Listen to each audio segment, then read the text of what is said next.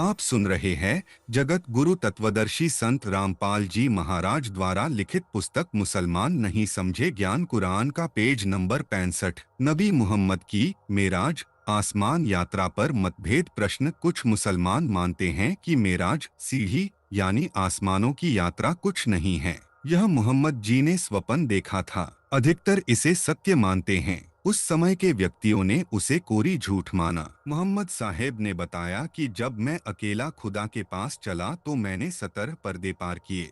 एक पर्दे से दूसरे पर्दे तक जाने का मार्ग 500 वर्ष का था, यानी व्यक्ति को एक पर्दे से दूसरे पर्दे तक जाने में 500 वर्षों का समय लगा। खच्चर जैसे जानवर बुराक पर बैठकर सीढ़ियों पर से चढ़कर ऊपर गए, आदि आदि बातों को तथा अन्य सब बातें जो मोहम्मद जी ने अपने साथियों को बताई तो हजरत अबू बकर ने तो तुरंत मान लिया, परंतु बहुत से मुसलमान मुसलमानी छोड़ गए। उनको एक बात अधिक खटकी जब मोहम्मद ने कहा कि यह सब इतने समय में हुआ कि जब मैं मोहम्मद बुराक पर बैठने लगा तो मेरा पैर पानी से भरे कटोरे को लगा, उसका आधा पानी निकल पाया था। सब आसमानों की यात्रा करके वापस आकर मैंने उसे रोका और शेष जल बचा दिया। क्या यह सत्य है? उत्तर, जो कुछ हजरत मोहम्मद जी ने आसमानों की यात्रा में देखा वह सब सत्य है। जो पानी के कटोरे को पैर लगना, फिर वापस आकर शेष पानी निकलने से बचाना, कटोरे को सीधा करना, प्रत्येक पर्दे की दूरी 500 वर्ष में तय होने का समय लगना, ऊपर नबियों की मंडली देखना, उनको नमाज अता करवाना,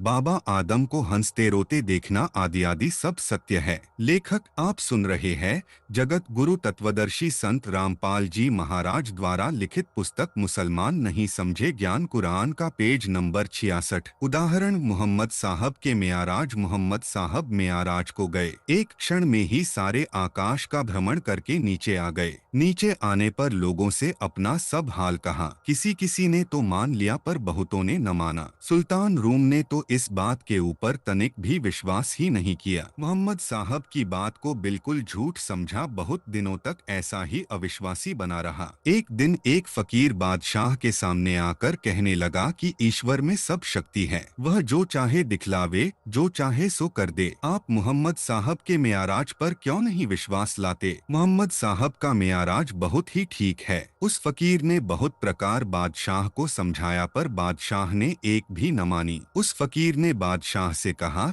कि पानी का एक बड़ा बर्तन मंगवा। बर्तन मंगवाया गया। फकीर के कहने से उसमें पानी भरकर मैदान में रखवा दिया गया। उसने बादशाह से कहा कि इसमें अपना माथा डूबाकर निकाल लो। दरबारी लोग चारों तरफ से घेर कर खड़े थे। बादशाह ने जल में सिर डाल के तुरंत ही निकाल लिया। सिर निकालते ही उस फकीर के ऊपर क्रोध करके बहुत झुझलाया, कहा कि इस फकीर ने मेरे ऊपर बहुत कष्ट डाला था। फकीर ने कहा, आपके सब आदमी यहाँ खड़े हैं, मैंने आपको कुछ भी नहीं किया, मैं अलग खड़ा था। इन लोगों से पूछकर देखिए। लोगों ने भी कहा, हाँ हुजूर, यह फकीर तो अलग ही खड़ा है, इसने कुछ भी नहीं किया। अपने आदमियों की यह बात सुनकर बादशाह को बड़ा आश्चर्य हुआ। कहने लगा कि मैंने जब पानी में सिर डुबोया उस समय देखा कि मैं स्त्री हो गया हूँ। एक मैदान में इधर उधर फिर रहा हूँ, कोई आगे है न कोई पीछे। वहाँ से थोड़े ही दूर पर खेतीहर लोग खेती का काम कर रहे थे। मैं उसी स्त्री के रूप में उन लोगों के पास गया।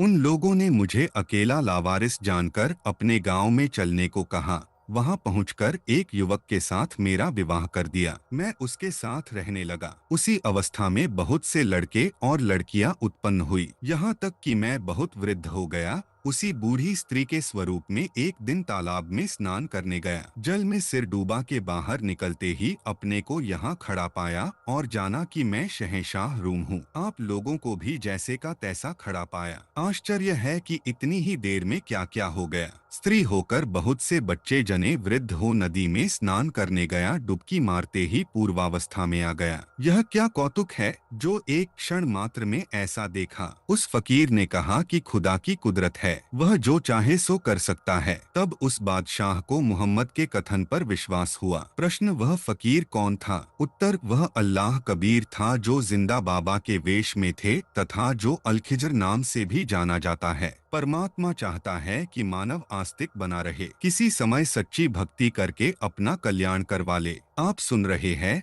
जगत गुरु तत्वदर्शी संत रामपाल जी महाराज द्वारा लिखित पुस्तक मुसलमान नहीं समझे ज्ञान कुरान का पेज नंबर 67। पुराणों में प्रमाण है कि एक राजा अपनी बेटी को लेकर ब्रह्मा जी के पास ऊपर ब्रह्मा के लोक में बेटी के योग्य पति पूछने तथा विवाह की तारीख रखवाने के लिए गया। यह त्रेतायुग की बात है। त्रेतायुग में व्यक्तियों की ऊंचाई 30 फुट से भी अधिक होती थी। त्रेतायुग 12,96,000 वर्ष का होता है। यह त्रेतायुग के मध्य की घटना थी। ब्रह्मा ने कहा कि आप नीचे जाओ, लड़की का विवाह बलराम से कर दो। पृथ्वी का तो युग बीत गया है, यहाँ कुछ क्षण ही बीते हैं। राजा नीचे पृथ्वी के ऊपर आया तो उसके परिवार का कोई व्यक्ति नहीं बचा था। लड़की की ऊंचाई बलराम से बहुत अधिक थी। लिखा है कि राजा हैरान था। बलराम 15 फुट लंबा था, लड़की 30 फुट लंबाई की थी। बलराम श्री कृष्ण का भाई ने हल उठाया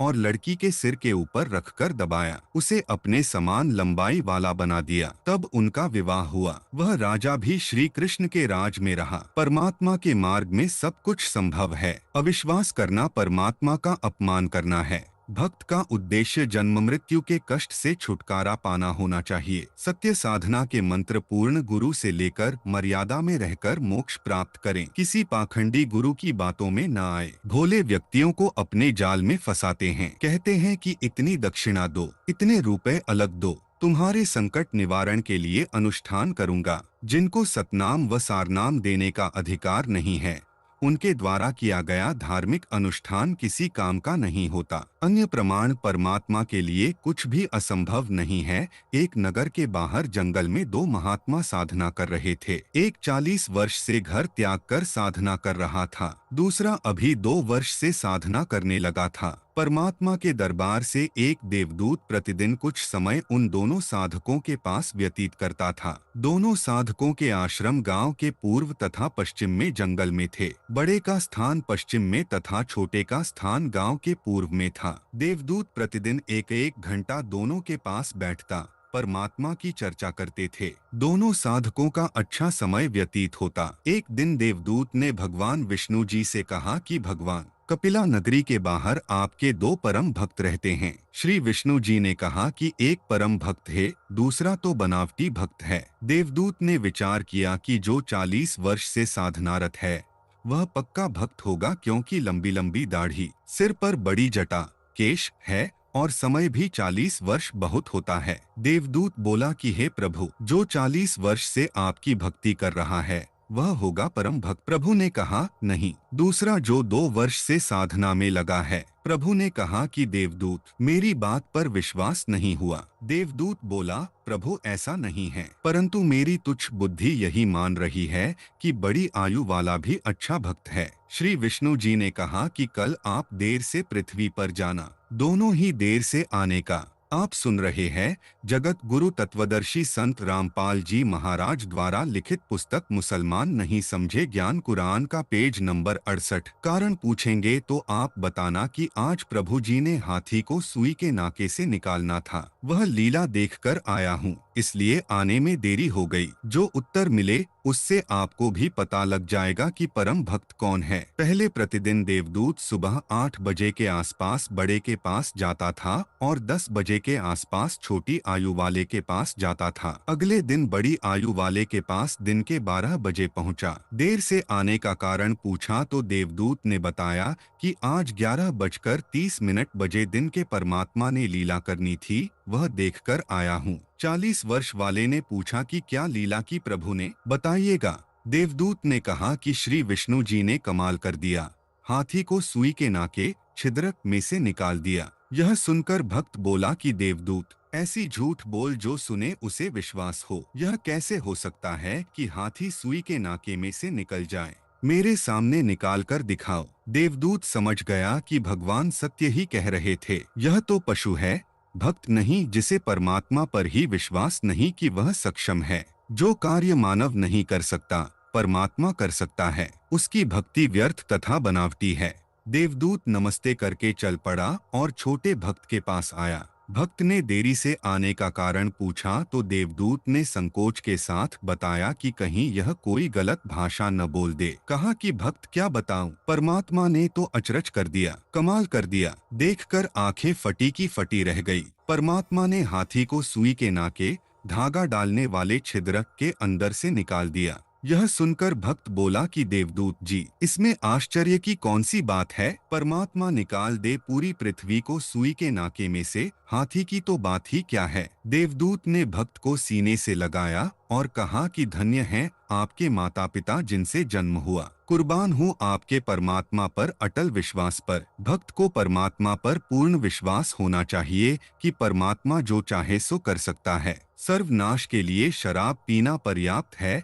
प्रश्न: मुसलमान धर्म में शराब के निकट भी जाना हराम बताया है, इसके पीछे क्या राज है? पाकिस्तान देश के प्रधानमंत्री जुल्फिकार भुट्टो को इसी बात पर फांसी दे दी गई थी कि उन्होंने शराब पी ली थी। उत्तर: मोहम्मद साहब के समय में दैत्यों, राक्षसों के रहने की जगह खैबर थी। मोहम्मद साहब ने अली से कहा कि जिब्राईल मेरे पास इस्माजम लाए थे, वह मुझसे सीख जाओ, वहाँ के खजाने से धन ले जाओ। यदि तुमसे कोई सामना करे तो उससे लड़ो, डरो मत, क्योंकि इस्माजम जिसके पास होता है उसकी सर्वदा विजय होती है। अली इस्माजम को सीखकर वहाँ गए पर विजय प्राप्ति नहीं हुई, क्योंकि उस गढ़ में एक महात्मा रहता था जिसकी रक्षा में वहाँ के रहने वाले थे। उसी महात्मा की कृपा से कोई किला ले नहीं सकता था। जब हजरत अली किले को न जीत सका तो मोहम्मद साहब ने उन्हें स्वप्न में उपदेश दिया कि ए अली, आप सुन रहे हैं जगत गुरु तत्वदर्शी संत रामपाल जी महाराज द्वारा लिखित पुस्तक मुसलमान नहीं समझे ज्ञान कुरान का पेज नंबर 69।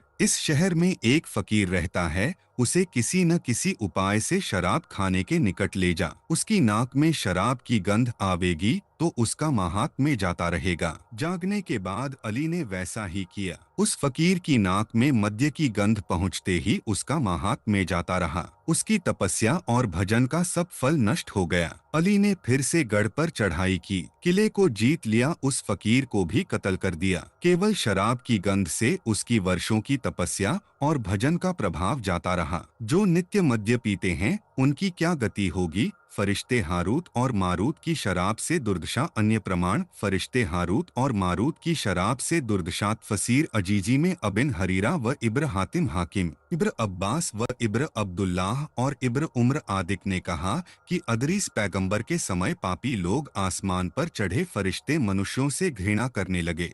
खुदा ने कहा कि मनुष्यों में काम और क्रोध भरा हुआ है, इस कारण उनका मन पाप की ओर झुकता है। यहाँ तक कि यदि तुम पृथ्वी पर भेजे जाओ तो पाप करने से तुम भी नहीं बच सकोगे। फरिश्तों ने खुदा के वचन पर विश्वास न किया, कहा कि हम पृथ्वी में जाकर किसी प्रकार का पाप न करेंगे। खुदा ने कहा तुम अपने में से ऐसे 2 फरिश्ते भेजो जिसके की बिगड़ने की तुम्हें किसी प्रकार की शंका न हो। फरिश्तों ने अपने में से तपस्या और भजन में सबसे अधिक प्रतिष्ठित हारूत और मारूत नामक फरिश्ते खुदा के समक्ष उपस्थित किया। खुदा ने उनको पृथ्वी पर भेजा कि तुम जाकर मनुष्यों को उपदेश करो, सावधान कोई पाप न करना। दोनों पृथ्वी पर आए मनुष्यों को उपदेश करने लगे। कुछ दिनों के बाद एक महासुंदरी पुंशचली जुहरा नामक स्त्री पर दोनों आसक्त हो गए। उससे अपने काम वृत्ति को प्रकट किया। उसने कहा कि यदि तुम मुझे चाहते हो तो मेरी 4 बातों में से किसी एक को स्वीकार करो, तब तुम्हारी इच्छा पूरी होगी। वह 4 बातें यह हैं: प्रथम, मेरे पति का वध करो। दूसरी, मेरे बुत को दंडवत करो। तीसरी, शराब पियो। चौथी, मुझे इस्माजम बतलाओ। उन्होंने सब तो महापाप समझा पर मद्य का पीना सुगम समझकर पी लिया। जब मद्य का नशा चढ़ा तो उसकी प्रतिमा को भी दंडवत किया, उसके पति को मारा। जुहरा को इस्माजम भी सिखला दिया। जुहरा तो इस्माजम के बल से आसमान को उड़ गई, पर खुदा ने हारूत मारूत के पैरों में जंजीर बांधकर बाबील के कुएं में लटकवा दिया। मुसलमान धर्म में विवाह की रीति। प्रश्न: मुसलमान धर्म में चाचे ताऊ की लड़कियों से विवाह करने का क्या कारण है? हिंदू धर्म में चाचे ताऊ की लड़कियों से विवाह नहीं होता, यहाँ तक कि एक गोत्र में भी विवाह नहीं होता। एक गोत्र के कई गांव होते हैं, उन गांवों में भी नहीं होता। हिंदू धर्म में चाचे ताऊ की लड़कियों से विवाह तो दूर की बात है, गोत्र तथा पड़ोस के गांव में भी विवाह नहीं किया जाता। माता के गोत्र तथा पिता के गोत्र में भी विवाह वर्जित है। यदि कोई ऐसी गलती कर देता है तो आनशान का मामला बनाकर कत्लेआम हो जाता है। मुसलमानों में चाचे तथा ताऊ। आप सुन रहे हैं जगत गुरु तत्वदर्शी संत रामपाल जी महाराज द्वारा लिखित पुस्तक मुसलमान नहीं समझे ज्ञान कुरान का पेज नंबर 70 कि लड़कियों से विवाह करना गर्व की शान की बात मानते हैं, जो हिंदू लोगों की दृष्टि में घृणा का कार्य है। उत्तर परिस्थितियां अपने अनुकूल चलाती हैं। पहले हिंदू धर्म में 4 गोत्र छोड़कर विवाह किया जाता था। पिता, माता, दादी, परदादी के 4 गोत्र छोड़े जाते थे। परिस्थितियां बदलती गई। परदादी का गोत्र नहीं छोड़ा जाने लगा। केवल माता का गोत्र, अपना और दादी का गोत्र छोड़ रहे हैं। कुछ दादी का गोत्र भी नहीं छोड़ रहे हैं, केवल अपना व माता का गोत्र छोड़ रहे हैं। मुसलमान धर्म में केवल अपनी सगी बहन, माँ की जाई बहन को छोड़ते हैं। चाचा ताऊ की लड़कियां जो बहन ही होती हैं, उनसे विवाह करना अजीबोगरीब लगता है। कारण मक्का शहर में काबा, एक मस्जिद का निर्माण पैगंबर इब्राहिम तथा हजरत इस्माइल ने किया था। उसमें एक प्रभु की पूजा की जाती थी। समय के बदलाव के कारण उसमें 360 बुतों, देवताओं की मूर्तियों की पूजा होने लगी थी। उसी मक्का शहर में 20 अप्रैल सन 571 ईस्वी को हजरत मोहम्मद जी का जन्म अरब जाति के मशहूर कबीले कुरैश में हुआ। जब 40 वर्ष के हुए तब नबी बने। जो भी कुरान में अल्लाह का आदेश हुआ, उसका प्रचार हजरत मोहम्मद जी लोगों के कल्याण के लिए करने लगे। पुरानी परंपरागत पूजा जो बुत पूजा थी, उसका खंडन करने लगे। एक अल्लाह की भक्ति करना कल्याणकारक बताने लगे, जिसका भयंकर विरोध मोहम्मद जी के कबीले वालों यानी कुरैश वालों ने ही किया। जिन व्यक्तियों ने कुरान का आदेश माना, उनको आज्ञाकारी यानी मुसलमान तथा जो इनकार करते थे, उनको काफिर, अवज्ञाकारी कहा जाने लगा। इस्लाम के मानने वालों यानी मुसलमानों तथा विरोधियों के बीच झगड़ा होने लगा। मुसलमान विरोधियों की तुलना में संख्या में बहुत कम थे। हजरत मोहम्मद और उसके अनुयायी मुसलमानों को तरह तरह से सताया जाने लगा। तंग आकर कुछ मुसलमानों ने मक्का शहर छोड़ दिया, कहीं दूर हबशा देश चले गए। हजरत मोहम्मद तथा उसके खानदान का सामाजिक बायकाट, बहिष्कार कर दिया। 3 साल तक हजरत मोहम्मद के खानदान के लोगों को बहुत मुसीबत की जिंदगी गुजारनी पड़ी। बच्चे भूख और प्यास से बिलखते थे, बड़े लोग पत्ते खाकर वक्त गुजार रहे थे। 3 वर्ष बाद बहिष्कार तो समाप्त हो गया, परंतु मोहम्मद के चाचा अबू तालिब तथा पत्नी खदीजा का देहांत इसी दुख के कारण हो गया। मक्का के उत्तर में मदीना शहर था, जिसे पहले यस्रिब के नाम से जाना जाता था। मदीना वासियों ने इस्लाम को शीघ्र स्वीकार कर लिया। 53 वर्ष की आयु में हजरत मोहम्मद अपने साथियों व परिवार के साथ मक्का छोड़कर मदीना में जाने लगे। जाते समय भी उनको मारने की योजना विरोधियों ने बनाई। मोहम्मद के घर के सामने विरोधी जमा हो गए कि रात्रि में मोहम्मद के घर में घुसकर कत्ल करेंगे।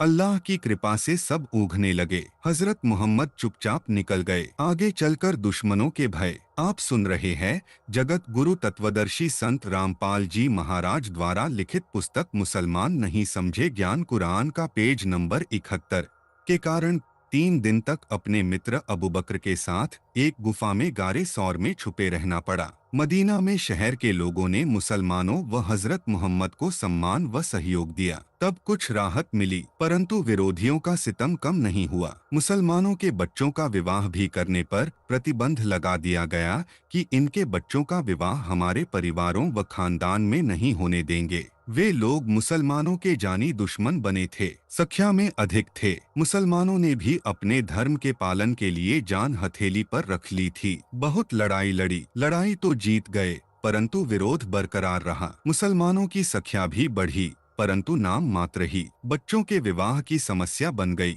मुसलमानों ने विमर्श करके अपने बच्चों का विवाह अपने ही परिवारों में करना पड़ा। चाचे व ताऊ की लड़कियों से विवाह करने लगे, जो मजबूरी तथा जरूरी था। अपना वंश भी चलाना था, धर्म का पालन भी करना था। कुछ समय तक तो यह विवाह कर्म अजीब लगा, परंतु परिस्थितियों और लंबा समय गुजर जाने के कारण सब भूलना पड़ा। अब चाचे ताऊ की लड़कियों से विवाह करना शान व इज्जत का सबब बन गया। चाचे ताऊ के अतिरिक्त लड़की का विवाह बेइज्जती माना जाने लगा। पहले जब कभी 2 मुसलमान स्त्रियां आपस में झगड़ती थी और उनमें से एक चाचे ताऊ के घर की बजाय अन्य घर की विवाही होती थी तो उसे ताना देती थी कि तू इज्जत वाली होती तो चाचे ताऊ के घर ही रहती। वर्तमान में दूसरे परिवारों व दूर देश में भी विवाह होने लगा है। इस प्रकार मुसलमानों में चाचे तथा ताऊ की लड़कियों के साथ विवाह की परंपरा चली जो वर्तमान में बड़ी इज्जत का काम है। अन्य कारण हजरत आदम की जीवनी में लिखा है कि उनकी पत्नी हव्वा प्रत्येक बार 2 जुड़वा बच्चों को जन्म देती थी जिनमें एक लड़का एक लड़की होती थी। वे एक बार साथ जन्मे लड़का लड़की भाई बहन माने जाते थे, दूसरी बार जन्मे लड़का लड़की भाई बहन माने जाते थे। उनका विवाह एक दूसरे की बहन से किया जाता था, यानी प्रथम जन्मी लड़की का दूसरे जन्मे लड़के से किया जाता था तथा दूसरे जन्म की लड़की का विवाह प्रथम जन्मे लड़के से किया जाता था। यह प्रथा विवाह की चली। वास्तव में यह तो बहन भाई का रिश्ता है। मुसलमान धर्म में माता से जन्मे लड़के लड़की यानी भाई बहन का विवाह नहीं होता, चाचे ताऊ की लड़कियों से होता है। वर्तमान में अन्य दूर के परिवारों में रिश्ता होने लगा है, लेकिन चाचा ताऊ में भी विवाह होता है। परिस्थितियां अपने अनुकूल चलाती हैं। राजस्थान प्रांत भारत में पाली जिला जोधपुर जिला की एक जाति के व्यक्तियों में अपनी मामा व बुआ की लड़कियों से विवाह का प्रचलन है। वे अपनी लड़की उसको देते हैं जो अपनी लड़की उनके बेटे से विवाह दे। कारण काल के दूत नकली एक कबीर पंथी संत ने लगभग 200 वर्ष पहले प्रचार प्रारंभ किया था। उसने उन लोगों को अपनी पहले वाली पूजा छोड़ने को कहा, विष्णु जी की पूजा करने की प्रेरणा की। जिन्होंने उस संत से दीक्षा ली उनको वैष्णव कहा जाने लगा। उस क्षेत्र के आप सुन रहे हैं जगत गुरु तत्वदर्शी संत रामपाल जी महाराज द्वारा लिखित पुस्तक मुसलमान नहीं समझे ज्ञान कुरान का पेज नंबर 72। उन्हीं लोगों की जाति वालों ने उन वैष्णवों का बहिष्कार कर दिया। उनके बच्चों का विवाह भी अपनी कौम में करना बंद कर दिया। तब वैष्णवों के सामने मुसीबत खड़ी हो गई। उन्होंने अपनी बुआ तथा मामा की लड़कियों से विवाह करना पड़ा जो रिश्ते में बहन होती हैं। अटा सटा अदला बदली करने लगे। अपनी लड़की का बुआ के लड़के से तब विवाह करते हैं जब बुआ अपनी लड़की का विवाह उनके लड़के से यानी भाई के लड़के से कर देती है या वायदा कर लेती है। नकली गुरु ने कबीर जी के नाम से साधना भी अधूरी यानी काल वाली बताई, ऊपर से दुर्गति और करवा दी जो वर्तमान तक परेशानी का सामना कर रहे हैं। ऐसी परंपरा मजबूरी की देन होती है। वक्त गुजर जाने के बाद ग्लानि नहीं रहती क्योंकि सब उसी परंपरा का निर्वाह कर रहे होते हैं। भक्तजन समाज की मर्यादा से अधिक आत्म कल्याण को महत्व दिया करते हैं जो समाज के लोगों के साथ विवाद का कारण सदा से बनता आया है। गुरुदेव रामपाल दास जी से निवेदन है कि जब हम मुसलमान धर्म के प्रचारकों मौलानाओं से ज्ञान चर्चा करते हैं तो वे जो प्रश्न करते हैं उनका हम ठीक से जवाब नहीं दे पाते। कृपया आप हमें निर्देश करें कि हम उनके प्रश्नों का क्या जवाब दें।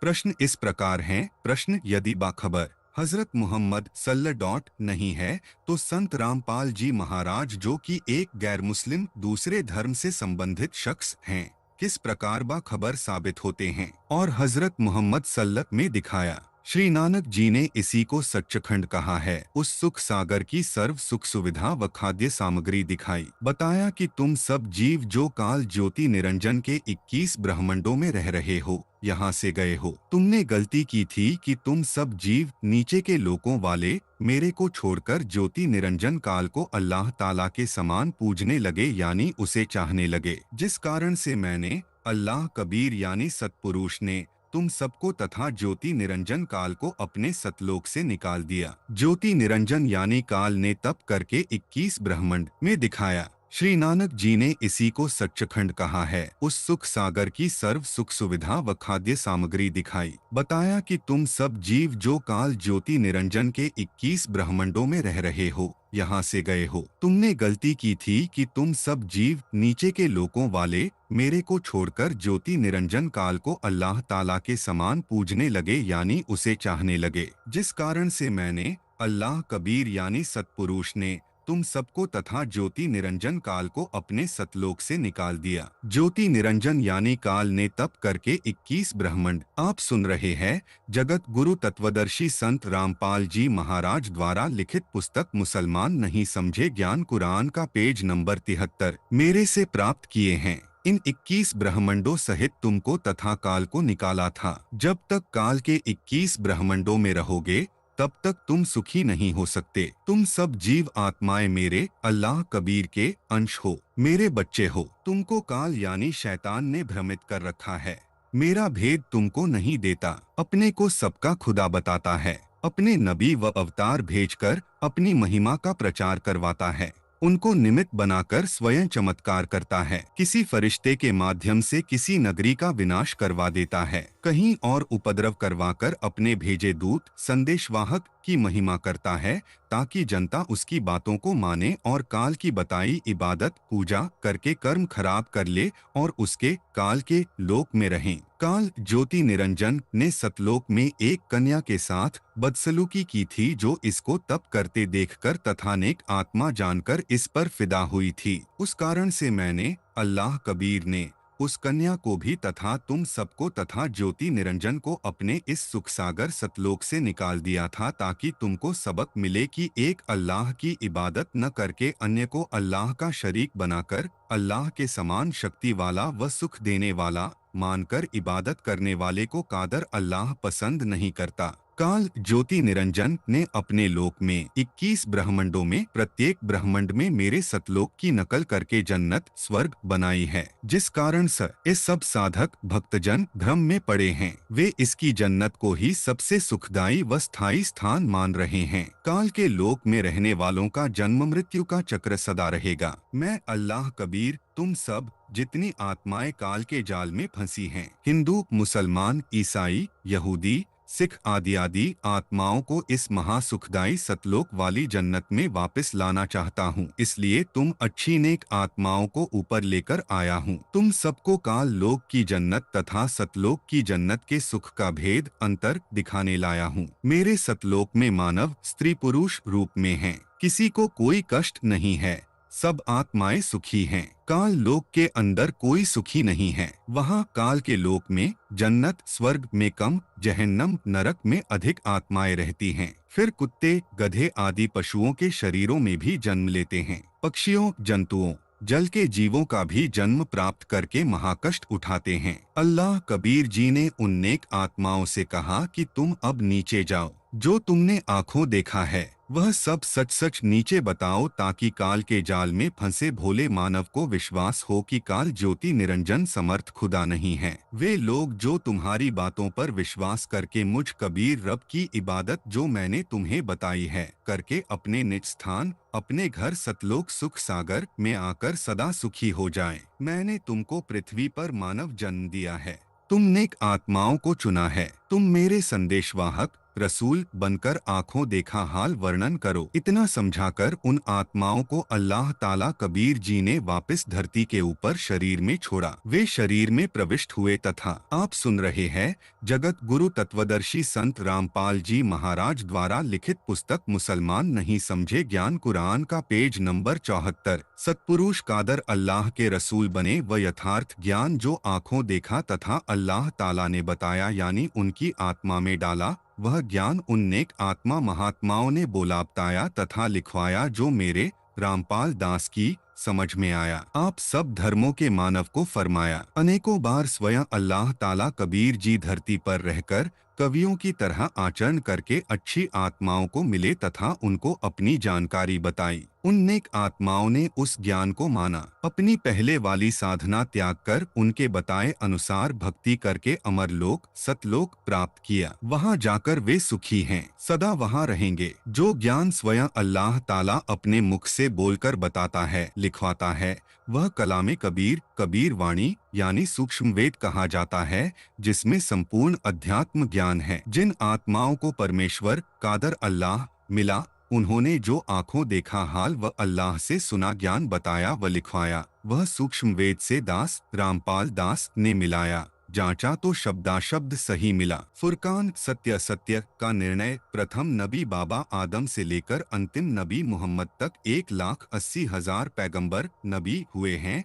जो सबके सब काल ज्योति निरंजन की ओर से भेजे गए थे। हजरत मोहम्मद अंतिम नबी हुए हैं। इनके बाद नबी परंपरा समाप्त हो गई। कुरान ज्ञानदाता ने भी कुरान मजीद में सूरह अहजाब 33 आयत नंबर 40 में बताया है, लोगों, मोहम्मद तुम्हारे मर्दों में से किसी के बाप नहीं हैं, मगर ये अल्लाह के रसूल और नबियों के समापक आखिरी नबी हैं, और अल्लाह हर चीज का ज्ञान रखने वाला है। अल्लाह ताला कादर, अल्लाह स्वयं ही अपना नबी स्वयं बनकर भी धरती पर तथा सब आसमानों पर आता जाता है, यानी भ्रमण करके अपनी जानकारी बताता है, यथार्थ ज्ञान देता है। अल्लाह ताला कबीर जी अपने नबी तथा रसूल भी धरती पर भेजता है, जो अल्लाह ताला की महिमा का ज्ञान बताते हैं। उनमें से कुछ काल ज्योति निरंजन द्वारा भ्रमित होकर काल का प्रचार व भक्ति करने लगते हैं। उनको सही दिशा देने स्वयं समर्थ परमात्मा कादर अल्लाह धरती पर आता है, उनको साधु वेश में मिलता है, अध्यात्म ज्ञान चर्चा करके उनके ज्ञान को गलत सिद्ध करता है, फिर उनको अपना यथार्थ ज्ञान बताता है।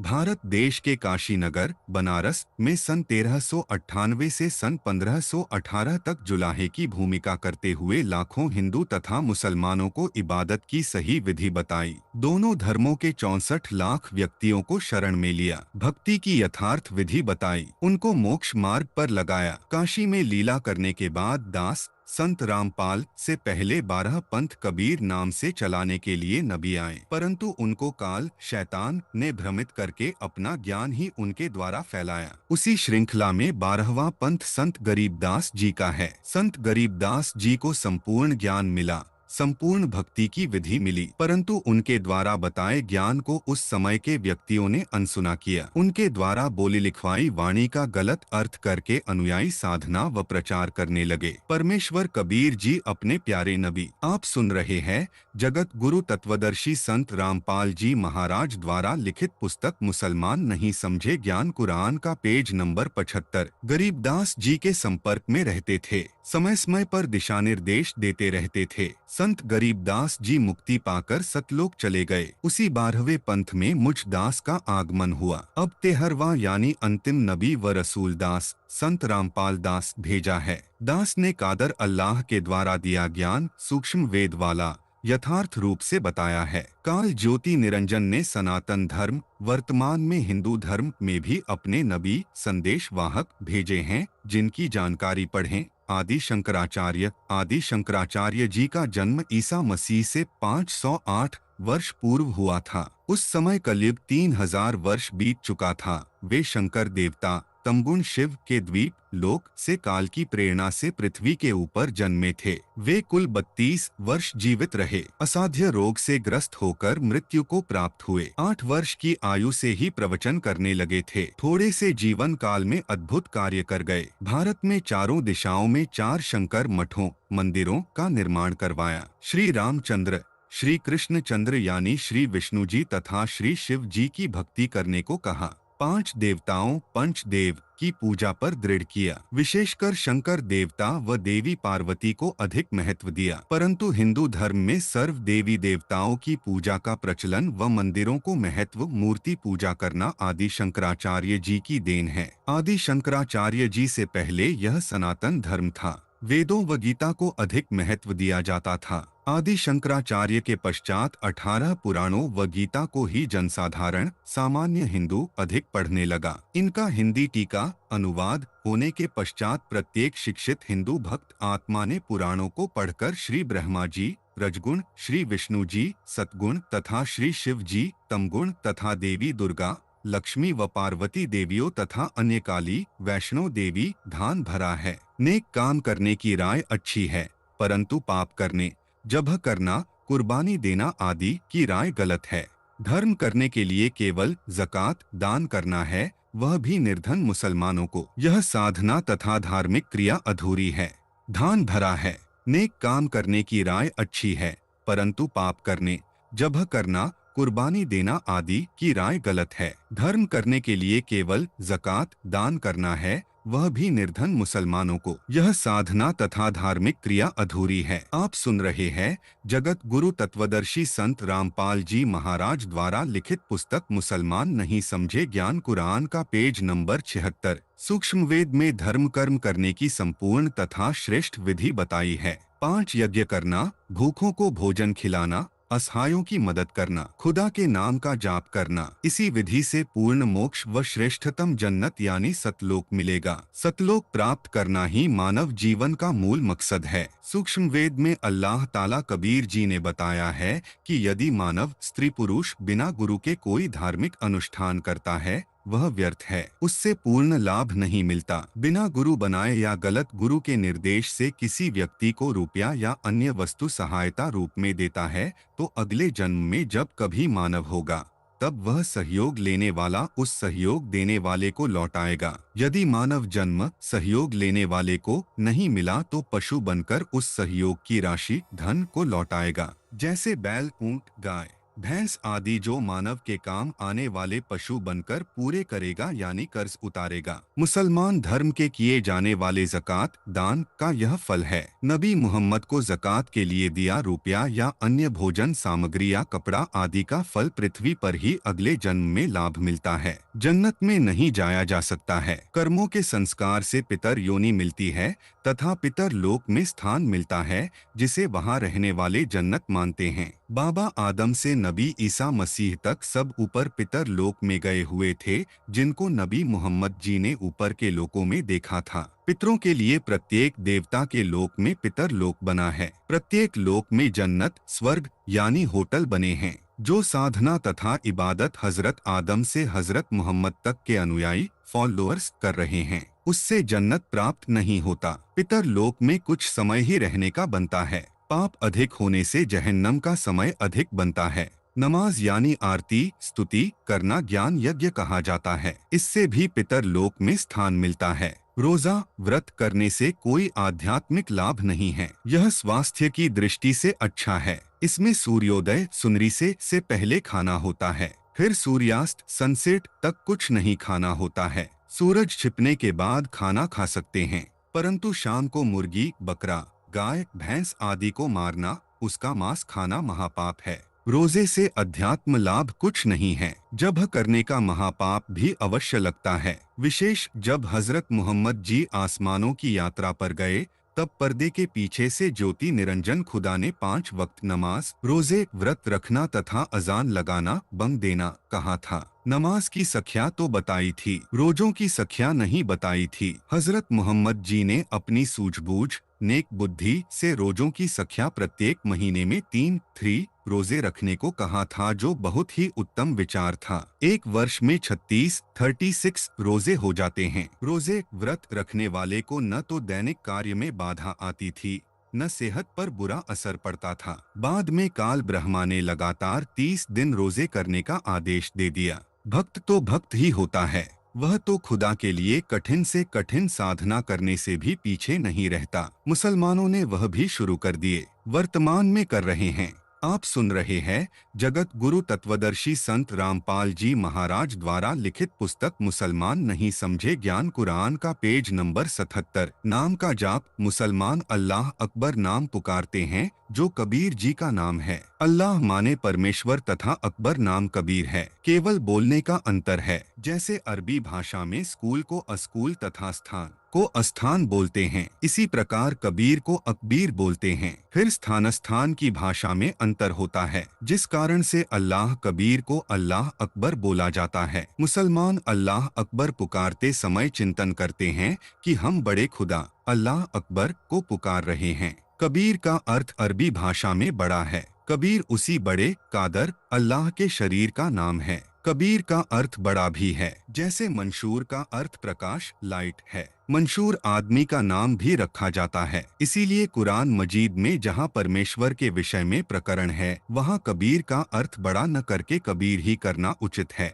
कबीर परमेश्वर की शरण में गुरु जी से दीक्षा लेकर जाप करने से इस नाम का जाप करने वाले को लाभ मिलता है, परंतु अकेले कबीर अकबीर बोलने से मोक्ष लाभ नहीं मिलता। संसार में कुछ कार्य सिद्ध हो जाते हैं जैसे युद्ध में विजय, मुकदमों में न्याय आदि आदि। इसके साथ साथ सतनाम का जो 2 अक्षर का होता है उसका जाप करने से पूर्ण लाभ मिलता है। सूरह अश-शूरा 42 की आयत नंबर 2 में अरबी भाषा की वर्णमाला के 3 अक्षर हैं, ऐन, सीन, काफ, जिनको हिंदी में अ, सक, क लिखा जाता है। सतनाम के 2 अक्षरों का संकेत ऐन तथा सीन, सत से है। असतनाम के प्रथम नाम का पहला हरफ अक्षर है। सतनाम के दूसरे नाम का पहला अक्षर हरफ है। जिन ऐन, सीन, काफ का अर्थ किसी मुसलमान को ज्ञान नहीं है। यह सतनाम सूक्ष्म वेद में लिखा है, यानी ये 2 नाम पूरे लिखे हैं तथा परमेश्वर कबीर जी ने स्वयं नबी रूप में प्रकट होकर अच्छी आत्माओं को, जिन्होंने उनके ज्ञान पर विश्वास किया यानी ईमान लाए, उनको दीक्षा में दिया है। वही नाम दास, रामपाल दास को मेरे गुरुदेव जी ने दिया है, जिसको दीक्षा में दास अपने अनुयायियों को देता है। सारनाम इनसे भिन्न है, वह भी स्मरण करना होता है जो दीक्षा में दिया जाता है। 88,000 ऋषि तथा 33 करोड़ देवता, 88,000 ऋषि तथा 33 करोड़ देवता भी काल ज्योति निरंजन के नबी संदेशवाहक रहे हैं। इन्होंने भी वेदों व गीता को ठीक से न समझकर इनके विपरीत अपना अनुभव बताया है। उसकी 18 पुराण बनाए हैं तथा 11 उपनिषद बनाए हैं, जिनमें कुछ ठीक कुछ गलत ज्ञान भरा है। श्री कृष्ण जी व श्री रामचंद्र जी, श्री विष्णु सतगुण ही श्री रामचंद्र तथा श्री कृष्ण चंद्र जी के रूप में जन्मा था, जो काल ब्रह्मा का पुत्र है। जिस प्रकार नबी मोहम्मद जी को प्रेरित करके दुष्ट लोगों को ठीक करने के लिए लड़ाइयाँ करवाई, इसी प्रकार श्री विष्णु जी को प्रेरित करके कंस, केशी, चाणूर व हिरण्यकशिपु आदि आदि दुष्ट व्यक्तियों का अंत करवाया। श्री विष्णु जी के कुल 9 तथा 24 अवतार काल ब्रह्मा ज्योति निरंजन के भेजे पृथ्वी पर जन्मे माने गए हैं। एक अवतार अभी पृथ्वी पर आना शेष है। इनमें मुख्य श्री रामचंद्र व श्री कृष्ण को माना जाता है। इन सब उपरोक्त काल के नबियों ने काल का साम्राज्य स्थापित किया है। आप सुन रहे हैं जगत गुरु तत्वदर्शी संत रामपाल जी महाराज द्वारा लिखित पुस्तक मुसलमान नहीं समझे ज्ञान कुरान का पेज नंबर 78। रावण, कंस, केशी, चाणूर, शिशुपाल आदि को मारा जो जनता के लिए दुखदायी थे, जिस कारण से सब जनता इन्हीं श्री रामचंद्र तथा श्री कृष्ण चंद्र को पूर्ण परमात्मा मानकर पूजने लगी। ये पूर्ण परमात्मा कादर अल्लाह नहीं है, यह काल ब्रह्मा ज्योति निरंजन का फैलाया जाल है। जब तक ऊपर बताए तीनों नामों कुरान की सूरह अश-शूरा 42 आयत नंबर 2 वाले ऐन, सीन, काफ जो गीता अध्याय 17 श्लोक 23 में ओम तत्सत कहे हैं का जाप मुझ रामपाल दास से दीक्षा लेकर नहीं किया जाएगा, तब तक जीव सतलोक वाली जन्नत स्वर्ग में सदा नहीं रह सकता। जन्म मृत्यु व अन्य प्राणियों के शरीरों में कष्ट सदा बना रहेगा, नरक में भी कष्ट भोगना पड़ेगा। ऊपर मुसलमान धर्म की पूजा का वर्णन किया है। रोजा, जकात, नमाज, अजान, बंग, इनसे जन्नत के साथ बने पितर लोक में स्थान मिलता है। जन्म मृत्यु का चक्र भी सदा बना रहेगा। हिंदू धर्म में शास्त्रों में बताई साधना, जैसा कि इस मुसलमान नहीं समझे ज्ञान कुरान पुस्तक के प्रारंभ में बताया है कि जिस अल्लाह ने कुरान का ज्ञान हजरत मोहम्मद जी को दिया, उसी ने जबूर का ज्ञान हजरत दाऊद जी को दिया,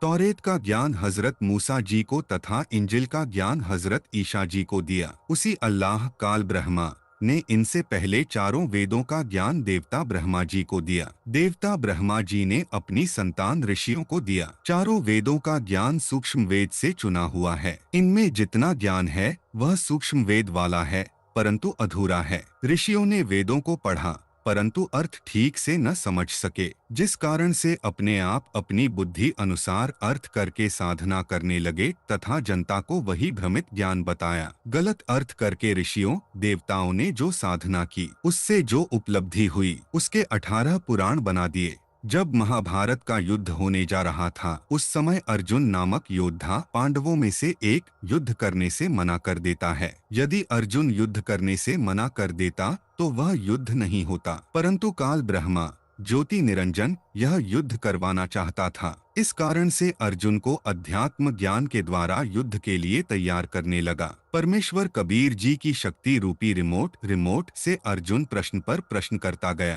काल श्री कृष्ण में प्रवेश करके वेदों वाले ज्ञान से संक्षिप्त में उत्तर देता रहा। काल ने विचार किया कि अर्जुन को कुछ याद तो रहना नहीं, इसलिए वेदों वाला ज्ञान उसे बताया, जिस कारण से चारों वेदों वाला ज्ञान जो 18,000 श्लोकों में है, वह केवल 700 श्लोकों में सारांश रूप में बता दिया, जिसको श्रीमद्भगवत गीता कहा जाता है। परंतु शब्द आकाश का गुण है जो नष्ट नहीं होता, जिस कारण से वेद व्यास ऋषि कृष्ण द्वैपायन द्वारा दिव्य दृष्टि से जानकर महाभारत ग्रंथ में लिखा गया, जो श्रीमद्भगवत गीता के नाम से जाना जाता है। इसी प्रकार कुरान मजीद का ज्ञान हजरत मोहम्मद के माध्यम से काल ब्रह्मा ने बोला, उसको अन्य मुसलमानों ने सुना और याद रखा। मोहम्मद जी की मृत्यु के कई वर्ष पश्चात उन मुसलमानों से सुनकर लिखा गया था। कुछ आयतें पत्थरों के ऊपर खोदकर लिखी गई थी। आप सुन रहे हैं जगत गुरु तत्वदर्शी संत रामपाल जी महाराज द्वारा लिखित पुस्तक मुसलमान नहीं समझे ज्ञान कुरान का पेज नंबर 79।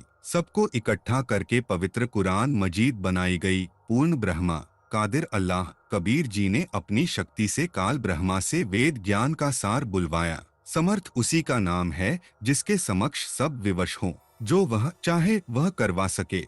श्रीमद् भगवत गीता वाला ज्ञान मानव स्त्री पुरुष के लिए वरदान है, भले ही यह अधूरा है। इसमें मांस खाने व अन्य व्यसन, तंबाकू सेवन करना, शराब आदि नशीले पदार्थ सेवन करने का प्रावधान नहीं है। काल ब्रह्मा ने जैसे कुरान में अपनी भक्ति इबादत करने को भी कहा है, तथा अपने से अन्य सारी कायनात सृष्टि के पैदा करने वाले कबीर अल्लाह की भक्ति इबादत करने को कहा है। उस समर्थ की जानकारी किसी बाखबर तत्वदर्शी संत से जानने के लिए कहा है। कादर अल्लाह कबीर जी ने कुरान ज्ञान देने वाले से भी यही बुलावाया है। इसी प्रकार गीता में भी उस परम अक्षर ब्रह्मा कादर अल्लाह के विषय में ज्ञान तत्वदर्शी संत बाखबर से जानने के लिए कहा है। जो भक्ति की पूजा की विधि बाइबल, जिसमें जबूर, तौरेत तथा इंजिल को इकट्ठा जिल्द किया है, उसमें तथा कुरान में काल ब्रह्मा ने अपनी ओर से बताई है। वेदों और गीता वाले ज्ञान को दोहराना उचित नहीं समझा, क्योंकि वह पहले बताया जा चुका था। हिंदू धर्म की पूजा, हिंदू धर्म सनातन धर्म के सदग्रंथों में वेदों तथा गीता में भक्ति विधि स्वर्ग महास्वर्ग बड़ी जन्नत में जाने की सही है, परंतु पूर्ण मोक्ष प्राप्ति की नहीं है, जिस कारण से जन्म मृत्यु का चक्र साधक का बना रहता है। वेदों व गीता वाली साधना एक ही है, क्योंकि श्रीमद् भगवत गीता में वेदों वाला ही ज्ञान संक्षेप में कहा है। अधिकतर हिंदू पितर पूजा, भूत पूजा आदि की करते हैं। देवताओं शिव जी तथा विष्णु जी की पूजा भी करते हैं। गीता अध्याय 9 श्लोक 25 में गीता ज्ञान देने वाले प्रभु ने स्पष्ट किया है कि जो पितर पूजा करते हैं वे पितर योनि प्राप्त करके पितर लोक में चले जाते हैं। भूत प्रेत पूजा करने वाले भूत बनकर भूतों में रहते हैं। कुछ शिव लोक में रहते हैं जो शिव जी के उपासक होते हैं। प्रत्येक देवता के लोक में पितर लोक है, उसी में भूत व गण तथा पितर रहते हैं। फिर इसी गीता के श्लोक 9:25 में बताया है कि जो देवताओं की पूजा करते हैं वे उसी देवता के लोक में चले जाते हैं, वहाँ भी पितर लोक में रहते हैं। पितर लोक ऐसा है जैसे अधिकारियों ऑफिसर्स की कोठियों से दूर नौकरों के निवास होते हैं। जो सुख सुविधा अधिकारियों को होती है वह नौकरों को नहीं होती। इसी प्रकार जन्नत में जो सुविधा मुख्य देवता की होती है वह पितरों को नहीं होती। गीता ज्ञान दाता ने आगे इसी गीता के श्लोक गीता अध्याय 9 श्लोक 25 में गीता ज्ञान देने वाले प्रभु ने स्पष्ट किया है कि जो पितर पूजा करते हैं वे पितर योनि प्राप्त करके पितर लोक में चले जाते हैं। भूत प्रेत पूजा करने वाले भूत बनकर भूतों में रहते हैं। कुछ शिव लोक में रहते हैं जो शिव जी के उपासक होते हैं। प्रत्येक देवता के लोक में पितर लोक है, उसी में भूत व गण तथा पितर रहते हैं। फिर इसी गीता के अध्याय 9 श्लोक 25 में बताया है कि जो देवताओं की पूजा करते हैं वे उसी देवता के लोक में चले जाते हैं, वहाँ भी पितर लोक में रहते हैं। पितर लोक ऐसा है जैसे अधिकारियों ऑफिसर्स की कोठियों से दूर नौकरों के निवास होते हैं। जो सुख सुविधा अधिकारियों को होती है वह नौकरों को नहीं होती। इसी प्रकार जन्नत में जो सुविधा मुख्य देवता की होती है वह पितरों को नहीं होती। गीता ज्ञानदाता ने आगे इसी गीता के अध्याय 9 श्लोक 25 में बताया है कि जो मेरी पूजा काल ब्रह्मा की पूजा करते हैं वे मुझे प्राप्त होते हैं, यानी ब्रह्मलोक में चले जाते हैं। गीता के अध्याय 8 श्लोक 16 में स्पष्ट किया है कि जो ब्रह्मलोक काल की बड़ी जन्नत में चले जाते हैं उनको वहां से पृथ्वी पर आना पड़ता है। उनका भी जन्म मृत्यु का चक्र कभी समाप्त नहीं होता। गीता तथा वेदों में पूजा का वर्णन गीता अध्याय 3 श्लोक 10 से 15 में यज्ञ करने को कहा है। यज्ञ का अर्थ धार्मिक अनुष्ठान है। मुख्य यज्ञ 5 हैं। नंबर 1 धर्म यज्ञ, नंबर 2 ध्यान यज्ञ, नंबर 3 हवन यज्ञ, नंबर 4 प्रणाम यज्ञ, नंबर 5 ज्ञान यज्ञ। यज्ञों के करने का शास्त्रों में इस प्रकार वर्णन है। आप सुन रहे हैं जगत गुरु तत्वदर्शी संत रामपाल जी महाराज द्वारा लिखित पुस्तक मुसलमान नहीं समझे ज्ञान कुरान का पेज नंबर 80। सर्वप्रथम गुरु से दीक्षा ली जाती है, फिर उस गुरु जी की आज्ञा से उनके दिशा निर्देशानुसार यज्ञ करना लाभदायक है। धर्म यज्ञ धार्मिक अनुष्ठान करके साधु भक्तों को भोजन करवाना तथा यात्री जो दूर से आए हों और उनको कहीं खाने की व्यवस्था न मिले उनको तथा जो निर्धन हैं भूखे हैं उनको मुफ्त भोजन खिलाना, जरूरतमंदों को मौसम अनुसार वस्त्र मुफ्त देना, प्राकृतिक आपदा में पीड़ितों को भोजन वस्त्र औषधि मेडिसिन आदि मुफ्त बांटना। जहां पर पानी पीने की व्यवस्था नहीं गुरु जी की आज्ञा से पानी पीने के लिए व्यवस्था करना यानी प्याऊ बनवाना आदि धर्म यज्ञ हैं। ध्यान यज्ञ परमात्मा की याद पूरी कसक के साथ दिन रात हृदय में बनी रहे जिससे मानव पाप कर्म करने से बचा रहेगा। सनातन धर्म वर्तमान में हिंदू धर्म के ऋषिजन हठ योग करके ध्यान लगाते थे, परंतु वेद तथा गीता में हठ योग करके घोर तप करना गलत कहा है। सूक्ष्म वेद में ध्यान दैनिक कार्य करते हुए करने को कहा है। गीता व वेद भी यही बताते हैं।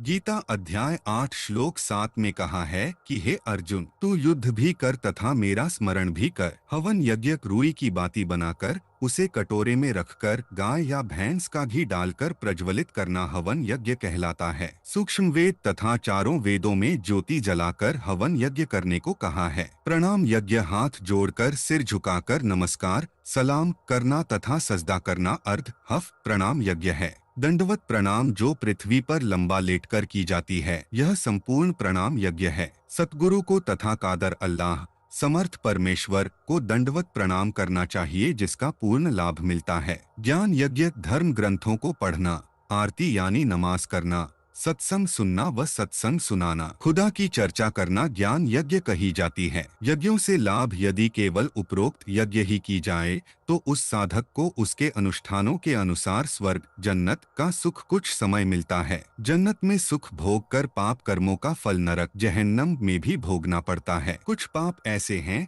जिनका फल पृथ्वी के ऊपर पशु पक्षी जंतु आदि के जीवनों में भोगना पड़ता है। मानव शरीर भी मिल सकता है। यदि अधिक यज्ञ की होती हैं तो राजा भी बन जाता है, परंतु जन्म मृत्यु का चक्र कभी समाप्त नहीं हो सकता। स्वर्ग व राज का समय बहुत कम होता है। नाम जाप करने का लाभ यदि इन यज्ञों के साथ यथार्थ नाम का भी जाप किया जाए तो फल अधिक व अच्छा मिलता है। यजुर्वेद अध्याय 40 मंत्र 15 में ओम नाम का जाप करने को कहा है। गीता वेदों का ही सार रूप है। गीता में भी अध्याय 8 श्लोक 13 में भी ओम नाम का जाप करने को कहा है। वेदों तथा गीता में ओम नाम का जाप तथा ऊपर बताई यज्ञों वाली साधना करने को कहा गया है। आप सुन रहे हैं जगत गुरु तत्वदर्शी संत रामपाल जी महाराज द्वारा लिखित पुस्तक मुसलमान नहीं समझे ज्ञान कुरान का पेज नंबर 81। विशेष यज्ञों के साथ साथ ओम नाम का जाप करने वाला यदि आजीवन साधना करता हुए शरीर त्याग कर जाता है तो उसे महास्वर्ग बड़ी जन्नत यानी ब्रह्मलोक प्राप्त होता है। उसका सुख अधिक समय तक मिलता है, परंतु नरक जहन्नम में भी कष्ट उठाना होगा तथा जन्म मृत्यु का चक्र सदा रहेगा। पशु पक्षी तथा अन्य जीव जंतुओं के शरीरों में भी कष्ट उठाना पड़ता है। आदि सनातन पंथ यानी यथार्थ कबीर पंथ में पूजा, आदि सनातन पंथ में सनातन धर्म वर्तमान के हिंदू धर्म के उपरोक्त धर्म ग्रंथों चारों वेदों व गीता वाली साधना ऊपर बताई पांचों यज्ञों के साथ गीता अध्याय 17 श्लोक 23 में बताए 3 मंत्रों ओम तत्सत का जाप भी करना होता है, जिस साधना से जन्म व मृत्यु का चक्र सदा के लिए समाप्त हो जाता है तथा सर्वश्रेष्ठ स्वर्ग सतलोक प्राप्त होता है, जहाँ पर जन्नत ही जन्नत है, जहन्नम नरक नहीं है। यह भक्ति बताने परमेश्वर कादर अल्लाह स्वयं पृथ्वी पर वकाल लोक के अन्य लोकों में आता है। गीता अध्याय 17 श्लोक 23 में 3 मंत्र ओम तत् तथा सत हैं। मूल पाठ ओम तत् सत इति निर्देशः ब्रह्मणः त्रिविधः स्मृतः ब्राह्मणाः तेन वेदा च यज्ञाः च विहिताः पुरा। 23 सरलार्थ गीता में कहा है कि ओम तत् सत यह ब्रह्मणः सच्चिदानंद घन ब्रह्मा यानी समर्थ परमेश्वर सृष्टिकर्ता की साधना का 3 नाम का मंत्र है। त्रिविद्यः स्मृतः इसकी स्मरण की विधि 3 प्रकार से बताई है। सृष्टि के प्रारंभ में आदि सनातन पंथ के ब्राह्मणाः विद्वान साधक इसी आधार से साधना करते थे। यह मंत्र सूक्ष्म वेद में स्पष्ट लिखा है। गीता में ओम स्पष्ट है, शेष 2 सांकेतिक कोड वर्ड्स में हैं। वास्तव में ओम भी सांकेतिक है। ओम यह स्पष्ट नाम है, इसका सांकेतिक कोड ओम है। काल ब्रह्मा ने इसे अपनी साधना का बताया है, इसलिए ऋषियों ने इसको समझ लिया कि ओम कोड वर्ड सांकेतिक शब्द ओम नाम है। सूक्ष्म वेद का ज्ञान स्वयं परमेश्वर जी ने बताया था। उसी सूक्ष्म वेद के अंदर लिखी साधना की संपूर्ण विधि के आधार से ब्राह्मण यानी साधक बने तथा उसी सूक्ष्म वेद के आधार से यज्ञ है धार्मिक अनुष्ठानों का विधान बना। चारों वेद उसी सूक्ष्म वेद का अंश अधूरा ज्ञान हैं, जो काल ब्रह्मा गीता ज्ञानदाता कुरान व बाइबल के ज्ञानदाता ने जानबूझकर अधूरा इनकम्प्लीट दिया है, ताकि सब मानव मेरे जाल में फंसे रहें। ऋषिजन चारों वेदों के अधूरे ज्ञान को संपूर्ण ज्ञान जानकर इसी अनुसार साधना करते थे। कोई भी काल जाल से बाहर नहीं हुआ। जन्म मृत्यु का चक्र किसी का समाप्त नहीं हुआ, जिस कारण से ऋषियों साधकों ने घोर तप हठयोग करके करने प्रारंभ किए, जिससे उनमें सिद्धियां प्रकट हो गई। उन सिद्धियों का प्रदर्शन करके प्रसिद्धि प्राप्त करके जनता में पूज्य बन गए। स्वर्ग नरक पशु पक्षियों आदि 84 लाख प्रकार की योनियों में कष्ट उठा रहे हैं। जो सूक्ष्म वेद सृष्टि के प्रारंभ में बताया था वह वर्षों तक चला, फिर लुप्त हो गया। कारण प्राकृतिक परिस्थितियां बनती हैं।